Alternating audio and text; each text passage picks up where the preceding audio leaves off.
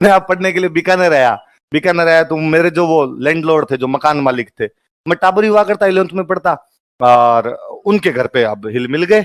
अब उनके घर पे भैया, भाभी जी, अंकल जी, आंटी जी, एक और थे जो पढ़ा मेरे सीनियर हुआ करते थे कॉलेज के अंदर, वो भैया मेरे दोस्त बन गए।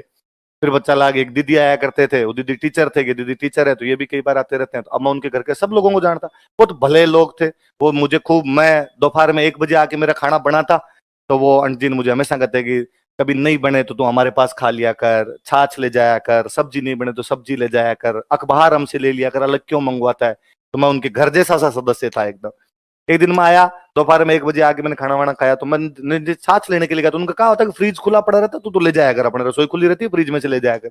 मैं गया तो बाहर वाले कमरे में जोर जोर से हा हा की आवाज सी आ रही थी। नो मीडिया प्लीज, बात में ध्यान दे, तू तेरा ध्यान पूरा मोबाइल में।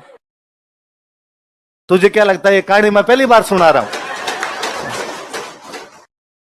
ये कहानी यूट्यूब पे है, तो जैसे लिखेगी राजवीर सर अबाउट जवाई,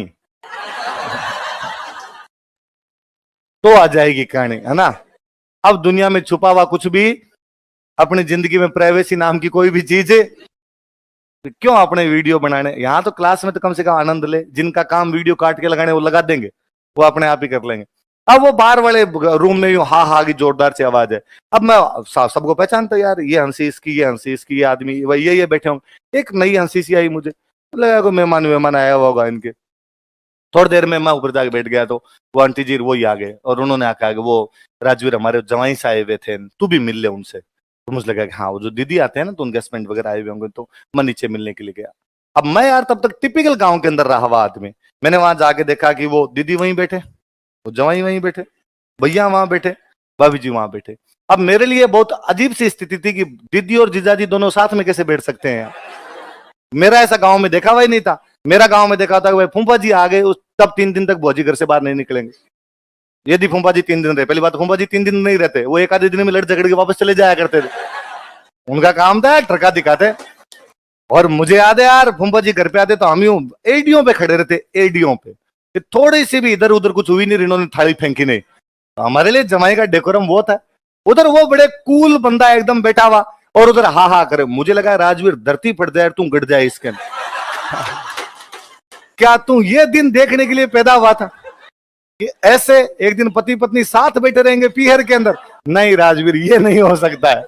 मैं अब कई बार सोचता हूँ यार, कितने भूंगल थे रे अपने, क्या क्या सोचा करते। वाकई मुझे उस दिन लगा कि या तो मैं इनका मर्डर करूं, ये ऐसे साथ कैसे बैठ सकते हैं यहाँ पे, एक ही कमरे के अंदर कैसे बैठ सकते हैं, और यूं खिलखिल और कर रहे हो तुम। अरे राम रूमी की मुझे पढ़ाई करनी, मुझे फिजिक्स पढ़नी है जाके। उनका भाई जा तू पढ़ ले तेरा जाके, और तो क्या। तो वो बात है। तो लड़कों, अपने ज्यादा यदि पुरुष प्रजाति की इज्जत का थोड़ा बहुत ख्याल है आपको, अरे यूं डेली जा जाके, साल में 2 बार नहीं, 5-7 साल में 1 बार, वो भी अगले नोरे निकाले तब। जो ऐसा 1 बार तो आओ। आप पिछले ब्याह में भी नहीं आए थे, इस ब्याह में तो और, तो ये आपको भले